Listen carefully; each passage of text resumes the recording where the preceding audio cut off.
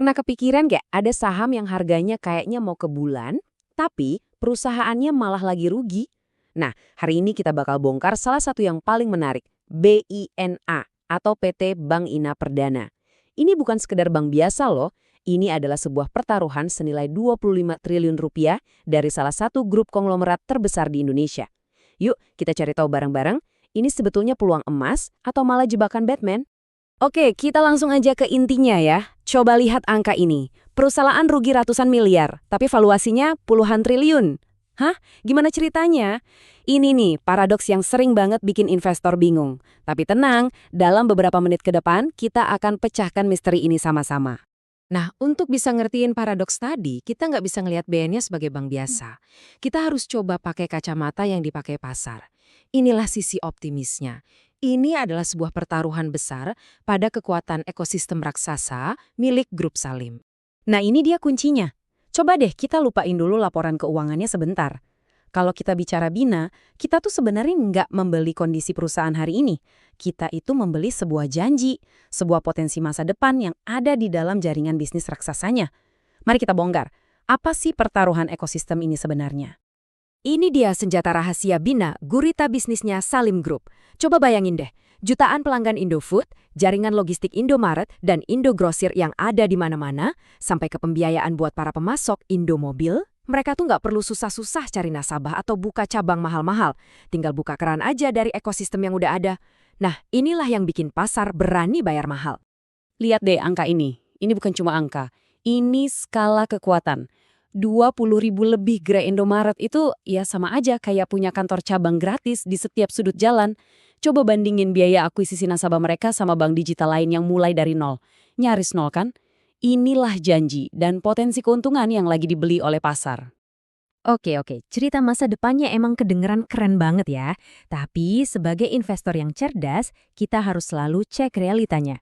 Sekarang yuk kita turun gunung dan lihat angka-angka yang sesungguhnya.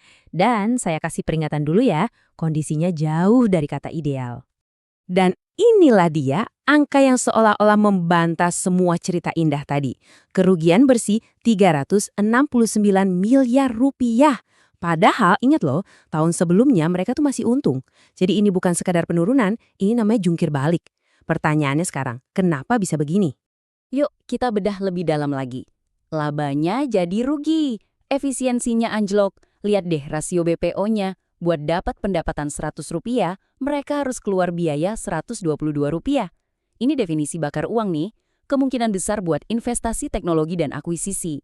Ditambah lagi, imbal hasil buat pemegang saham jadi negatif, dan kredit macetnya naik. Secara finansial, ini semua lampu merah lagi nyala terang. Oke, sekarang kita sampai di jantung permasalahannya, valuasi. Disinilah terjadi pertarungan sengit antara harga buku perusahaan alias nilai aslinya dengan harga mimpi yang ada di pasar saham. Dan khusus untuk Bina, jurangnya lebar banget. Dan grafik ini nunjukin dengan jelas banget betapa mahalnya Bina.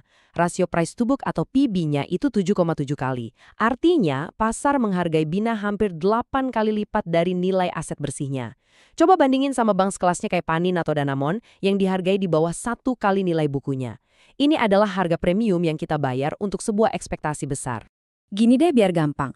Secara nyata, nilai aset per lembar saham Bina itu cuma sekitar 545 perak. Tapi, pasar rela bayar sampai 4.140 perak. Nah, selisihnya yang hampir 3.600 perak per lembar saham itulah yang kita sebut harga mimpi. Pertanyaannya, apakah mimpi itu sepadan dengan harganya? Oke, kita udah lihat dua sisinya ya, janji ekosistem yang luar biasa, dan di sisi lain, laporan keuangan yang lagi berdarah-darah. Jadi, apa dong yang harus kita lakukan? Jawabannya itu nggak ada yang satu untuk semua. Disinilah kita harus jujur sama diri sendiri, kita ini tipe investor yang seperti apa. Jadi intinya tuh cuma ada dua narasi besar di sini. Di satu sisi, ada cerita masa depan. Keyakinan kalau Binama bakal jadi mesin uangnya Salim Group. Di sisi lain, ada fakta hari ini. Perusahaan lagi rugi besar buat membangun fondasi. Keputusan Anda sederhana banget sebetulnya. Anda lebih percaya sama cerita masa depan atau fakta hari ini? Kalau gitu, ada dua jalan yang sangat jelas. Kalau Anda adalah investor pertumbuhan yang agresif, yang percaya banget sama visi jangka panjang Salim, mungkin Anda bisa mempertimbangkan untuk masuk pas harga lagi turun, tapi dengan disiplin cut loss yang super ketat. Sebaliknya, kalau Anda investor konservatif yang cari nilai, fundamentalnya sekarang jelas-jelas teriak mahal, pendekatan terbaik adalah wait and see, tunggu dan lihat, sampai ada bukti nyata kinerjanya membaik. Apapun jalan yang Anda pilih, anggap ini sebagai dashboard pribadi Anda. Setiap rilis laporan keuangan, pantau 3 hal ini. Rasio BOP-nya harus turun di bawah 100%, tren kredit macetnya harus berhenti naik, syukur-syukur bisa turun.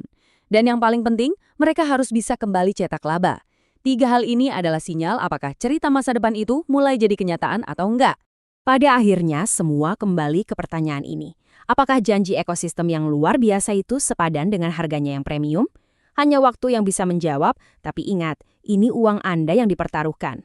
Pikirkan baik-baik. Sampai jumpa di analisis berikutnya.